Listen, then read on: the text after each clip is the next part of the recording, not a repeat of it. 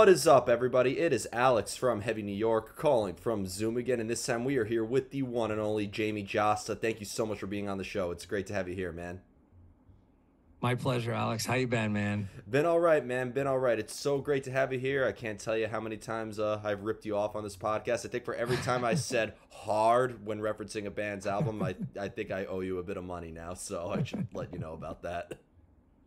I'll just take a sandwich if you want. What's the sandwich spot by you? What's Well, I live near the Lower East Side, so I'll just take you to Cats. Oh, So yeah, yeah, yeah. I yeah. always got to take a doggy bag. Uh, That's the one where it's like you're anybody with pets, they know when you come home with cats is they just smell. yeah, They're right. just like they know.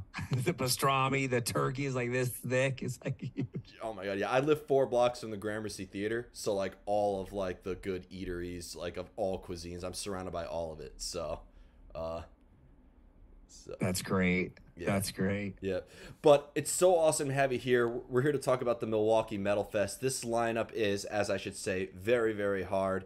I mean, let's start off with the sort of a pregame party that is featuring you, our mutual friend Lord Ezek. But you have my friends in Somnuri opening with a killer lineup of Tim Ripper Owens, Kirk Winstein, and more. But basically, with this whole lineup, like, what can we be expecting? I know that's a very cliche question to ask, but like, what can we be expecting from this killer event that now that the Milwaukee Metal Fest is finally back? Just expect a good time. It's one of the best shows of any tour. I think any band will say that, knowing how many of us have routed in Milwaukee throughout the years. But I think in recent times, it's been skipped on a lot of the bigger tours. So I really feel like the energy and the vibe of this is going to be electric. And the pre-party is going to be a lot of fun because not only is it free for all the bands that are performing, and their guests. But anybody who has a ticket to any day, like if you just have a single day ticket for Friday, or you just have a ticket for the Sunday with Lamb of God, you can come to the pre-party for free, and it's going to be a really good time. Not only do I get to sing some Slayer songs and have Paul Bostaff play drums, but we'll break out some Kingdom of Sorrow tracks with Kirk and the boys, and then yeah, we're asking what Exodus songs people want to hear from the Rob Dukes era, what Jugulator songs they want to hear from the Ripper, obviously the Ripper era, and then of course the Ripper Return to Death Row EP, which I just produced. But we have meet and greets planned. We have food trucks. We have a ton of just incredible new and up and coming bands, and that's been a big focus of ours. Everybody at Sound Talent and the Rave team, who have been amazing, is like let's get the headliners of tomorrow booked, I love and a that lot of term. them. Think about it. Like Shadows Fall, they came up. Hatebreed. I mean, think about it. Even the bands like that aren't playing, but that built their careers off of Milwaukee Metal Fest, like Opeth and In Flames, and so many bands. They felt like if they went over really good at Milwaukee Metal Fest, they could make it anywhere in the world. Yeah. Because it was the premier festival back in the day. So yeah, we're hoping like the Frozen Souls and the Sanguisuga Bogs and the Misfires and the Toxic Ruins and all these bands. We're hoping that they're here for the long run, and we want the fans to support them, and maybe one day they'll headline. Well, yeah, I just saw them both last week. Actually, like last week was the week of death in New York City. We had Frozen Soul play with Black Dahlia. We had sang with Sugabog on the Chaos and Carnage tour the same night Carcass was playing, and I could tell you that they're definitely going to be. I love that term, the headliners of tomorrow. And we got the best of both worlds too, because like Shadows Fall is reunited, Biohazard is reunited, so we're almost kind of like seeing the legacy of what was and almost the legacy of what is to come in a way, right? Isn't that sort of like the ultimate bridge in a way, right? Absolutely. And they were one of the first festivals and one of the first events that had these like staggered stages or even multiple stages going at once, where if you were a fan of one subgenre but maybe you weren't of the other, you still had like 10 or 12 bands that you wanted to see. And we tried to keep with that curation in the same way, where it's like on Friday, if you're an old school watcher of Headbangers Ball and you saw Crowbar and Biohazard on there, they're playing. But if you like the stoner stuff or the more doomy stuff like COC and Chemist, we got you there. If you like the black metal or the more blackened death, we got Revenge and Goat Whore. If you like, I mean, I could go on all night, but I'm just saying it's like those unified scenes, like the people that like all the different subgenres, they're like a kid in a candy store at this. And I speak, I think, for a lot of people when I say show up early and see these young up and coming bands, because they're not only the future headliners, like we said earlier, but they're also just killing it right now. Like I've been listening to Misfire. They're playing early on Friday. I've been listening to a ton of Toxic Ruin is great. Squid Hammer is great. They have a bunch of stuff out with like singers from other bands from the region. So that's another focus of ours, is like support the region, because it's, again, like what I said earlier, going back to the every band loves Milwaukee and Wisconsin. Green Bay is going to be a great show. Madison's going to be a great show. I mean, we just did Oshkosh with Anthrax and Black Label Society last year, and it was like one of the best shows of the tour. Yeah. No, it's definitely like I feel like the whole Midwest market, there's a reason why, like I've always said, like the Danny Wimmer festivals were always in like Ohio or Kentucky in a way, like because those are like the good regions. You kind of have it is almost kind of like the bridge of all East Coast and West Coast and Midwestern bands all coming together in one, which I think is truly unique. And this is almost kind of like, I would say in a way, the most European American festival in a way, because like I think most American festivals, and this is not a knock by any stretch of the means, but like, a lot of American festivals, they're being headlined by, either Metallica or like Slipknot or, like the more quote unquote radio friendly bands in a way. But I feel like this like really just pays homage to the most extreme of the extreme in a way, where like people who are into the death or black or hardcore can really come out for this sort of event. I agree. And we thought about some of the bigger festivals, especially Sonic Temple, because it's the same weekend. And who knows what we'll do in 2024, if we'll do the same weekend or we'll do the weekend after, or the weekend or 2 weekends after. But I love Sonic Temple, love the whole Danny Wimmer crew, Gary Spivak. They're amazing. We kind of took a page from their book, in a sense, where like what they do with the radio rock and some of the more mainstream acts.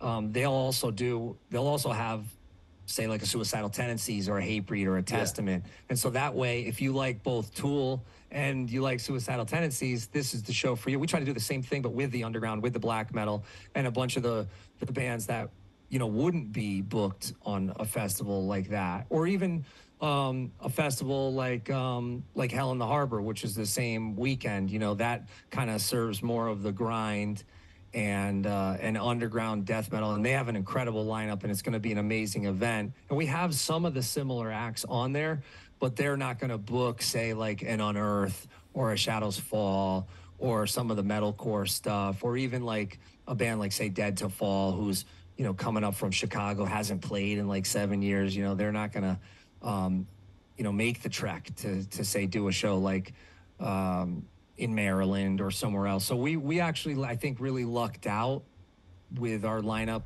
and a bunch of the Chicago bands and a bunch of the Minneapolis bands. Like we have Impaler coming down from Minneapolis, who are going to be an absolute riot.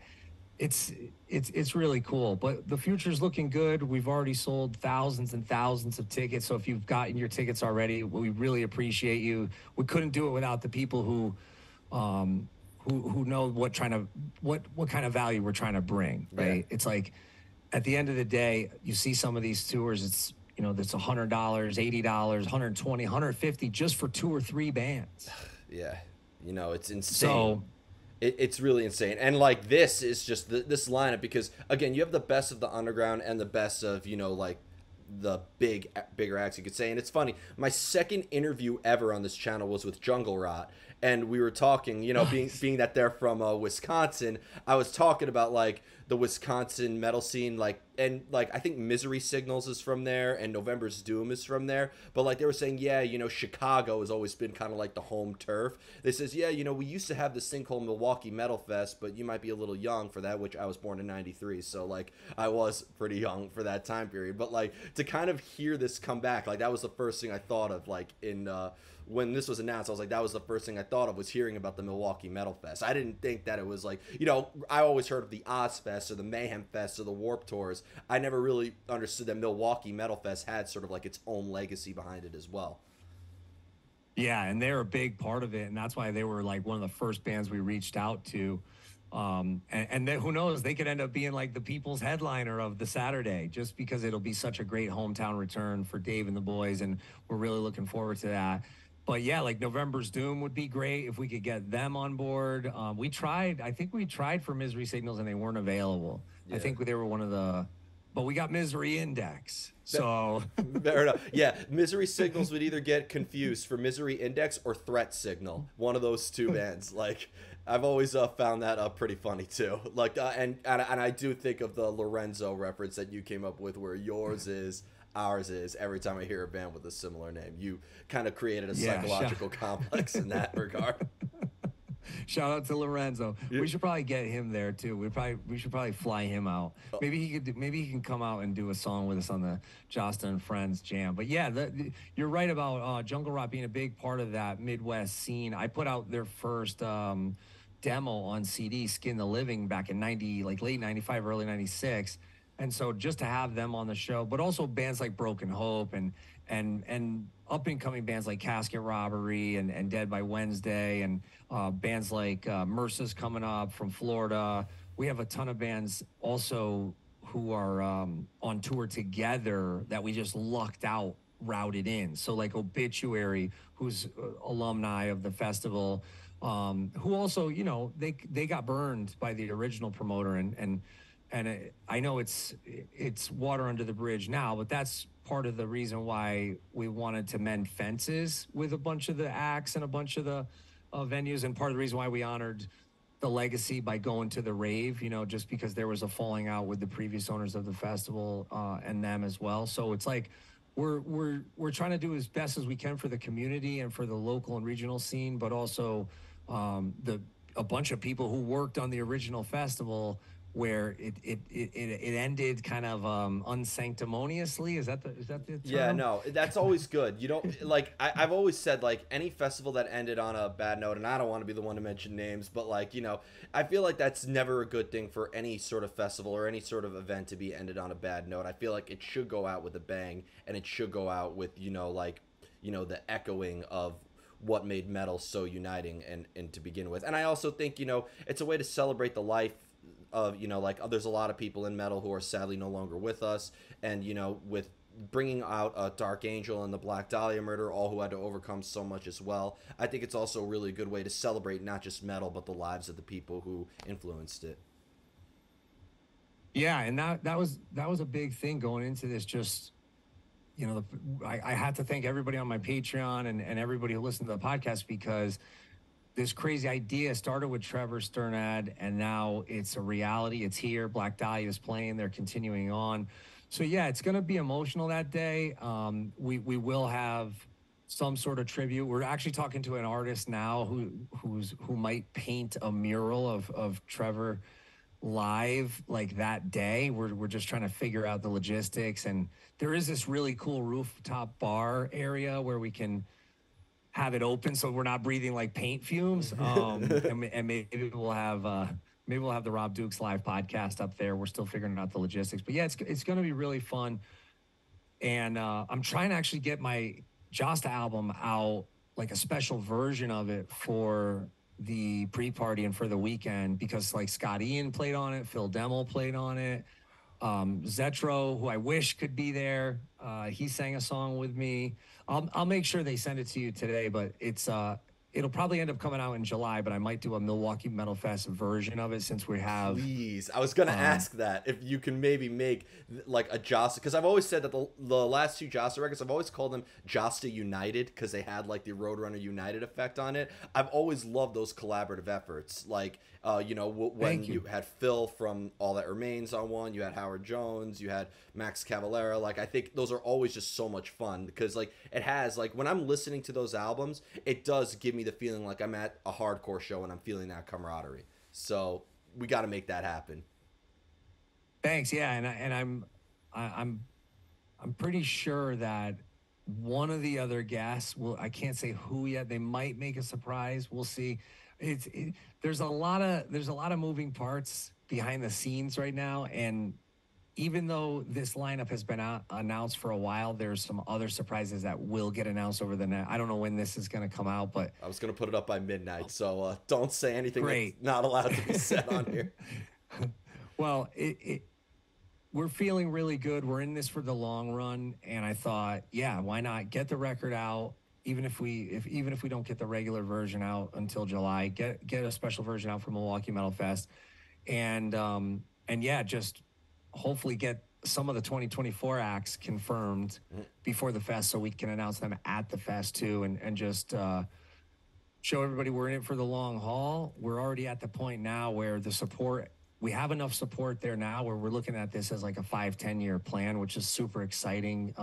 Just given the fact that these mandates have been lifted and we're going to be able to book a lot of acts from Europe and Australia and Japan and all over, the world, South America, and places where it's been really hard to get into the States. So yeah, it's exciting times, man. And who knows, maybe by the time this time next year, we'll have some real surprises announced where bands who haven't played in a long time are going to play. It's exciting. Oh my God. I think I'm gonna be biting my shirt now. Like as soon as I turn this shit off, you got to tell me everything, because I won't be able to sleep tonight. I'll give you a hint, but there was so much interest when this got announced, and so many bands that reached out were like, oh my God, this is what needed to happen. It was always a dream of ours to play this fest, or bands that played the original fest that said, we can't get in because these mandates, but definitely count us in for 2024. So it's just really exciting, and I really appreciate everybody's support and everybody's even the criticism. I appreciated that too, because I get it. Like, there were people that said, where's the European acts, and the visa issues, were really challenging, but they won't be for 2024. And I know some people might see this and say, hey, what's up with Machine Head? Because they put out this release saying that the visa issues had led them to cancel their tour. They're still trying to get a lineup, and they're probably still going to play Metal Fest with a different lineup, but their tour is canceled. So just keep your fingers crossed. But if they do have to cancel, we have a very suitable replacement waiting in the wings that I think everybody would freak out about. Okay. So fair enough. And you got time for one or two more questions? Yeah, sure. Yeah, because I just wanted to ask you, because you are a very prolific artist, not even just playing with different bands, but having your podcast, being very involved in the industry. You're just as important, I would say, behind the stage as on the stage. Has working in this industry, whether it will be podcasting or working with this festival and whatnot, has that inspired you as an artist and a lyricist at all? Has that provided a source for artistic inspiration in a way? Yeah, because listening to a lot of the bands that were submitted, and I, part of me wanted to just have 7 stages and have them all clash and just say, fuck it, let's give everybody the opportunity and see who rises to the occasion, and see if the cream rises to the top. I know you can't do that in this day and age, but listening to like 400 of the bands that were submitted that I hadn't heard of yet, I was like, man, there's so much killer shit out there. And then seeing the people's reaction when you recommend a band and they haven't heard them yet, that's like, it's really reminding me of the early days of Milwaukee Metal Fest, where I would go, look at the bands that were playing. I would look at what shirts they were wearing, or I'd look at their thanks lists, and I'd go check out another band. Like, that's how I learned about Broken Hope, was like seeing another band wear their shirt and go, oh shit, I got to check them out. Oh, they're on Metal Blade. Oh, cool. So like things like that, where it's happening again. It's almost gone full circle, where I just get pumped to get into the studio and write more shit, whether it's brutal, melodic, because I like it all, and I just had Craig LaCicero from Forbidden on my podcast, and Forbidden is, going to have a rebirth, and they're probably going to play Milwaukee Metal Fest 2024 with Chris Contos playing drums, and Norman Skinner is going to be singing, and Norman's been kicking around in the underground for years and has a great voice and is a great fit for Forbidden. And I was telling Craig about this band Eternal Champion, and he had never heard of them. And if anybody wants to go check them out, they're power metal, but super heavy style power metal. they're not on iTunes. I think that's a different. I think you got to look them up on just YouTube. Oh wow. But he hit me up right after the podcast and goes, "Yo, this is killer," so that we're coming back into that mode now where this is a artist owned, artist curated festival. It's not an algorithm. It's not what the higher ups at some major corporation are telling you to listen to. It is like the old days where the shit that is underground, that's only on YouTube, it will be hopefully the headliners of tomorrow, or the bands that are totally indie. Hopefully we can build them up and get them a big enough audience to again be that closer of 2029 or whatever. You know what I mean? Definitely. And the final question I wanted to ask you is because this is a debate that I've had with everybody in the hardcore scene, and I finally get to ask you this if you got time. Because people have always said Hatebreed is a hardcore band or a metal band. I've always heard, vice versa. But I never understood that there was much of a difference between metal and hardcore. I never understood how Sick of It All or Agnostic Front fans couldn't appreciate a Slayer or a Testament or an Anthrax. They're both loud, aggressive, brutal forms of music. So I finally get to ask you this after debating every hardcore band. I talked with Roger Merritt about it, the Scandados about this, everybody. What is the difference between metal and hardcore? I just think it's such a nuanced, different per subgenre of each that it's kind of hard to put your finger on. The main difference I would think is the lyrical content being more reality based, and more personal in hardcore. But there are a bunch of metal bands and even like power metal bands or classic kind of Judas Priest sounding metal bands that have personal introspective lyrics. But then there's also, I think, the production aspect that differentiates the two genres, and then also the guitar work. So like the more sort of chord choices or note choices, you'll like the German Teutonic Four. They like Destruction, Sodom, Creator. They all have like a very different sound, say, than the New York Four of like Cro-Mags, Biohazard, Sick of It All, Agnostic Front. So it goes, I think, by band and era and by genre. That's why you see like some bands today, like who are almost tuned down, that are like deathcore, like a Knocked Loose is considered hardcore in a lot of circles. Yeah, because it's about the era. And look, as long as the kids are going to the shows, I don't care if it's long hair, short hair, spin, kicking, push pitting, circle pitting, whatever it is. As long as you're having a good time and you're supporting the bands, call it whatever you want. I know people don't like when people say that and they want you to pick a side, but it's such a nuanced thing, right? Like Unearth has the Iron Maiden style influence, with those licks and those sweeps, but they're considered metalcore, not hardcore, right? Yes. Like, I don't know. But back in the day, they were just a hardcore band. So I don't know. Yeah, I know. It's but let's agree. Seng with Sugabog said, you do that rowing shit in the pit, then they're stopping the show. We could all agree that. But well, hey, listen, if Amon Amarth sees this and they want to headline 2024, hey, call me. Then you get a pass. But Jamey, I gotta be a promoter, and I gotta be a promoter in that. That light. Definitely. But Jamey, I know you got a lot of press lined up, so I'll let you go. But I just want to thank you so much for your time today, as well as inspiring me to pick up and start my own podcast. It was really a great honor to talk with you. Thank you for being here, man. Thanks, Alex. Good to see you again, and best of luck with everything. And I'm sure I'll see you soon. To see you soon, everybody. We are here with Jamey Jasta. This is Alex from Heavy New York. We will see you next time.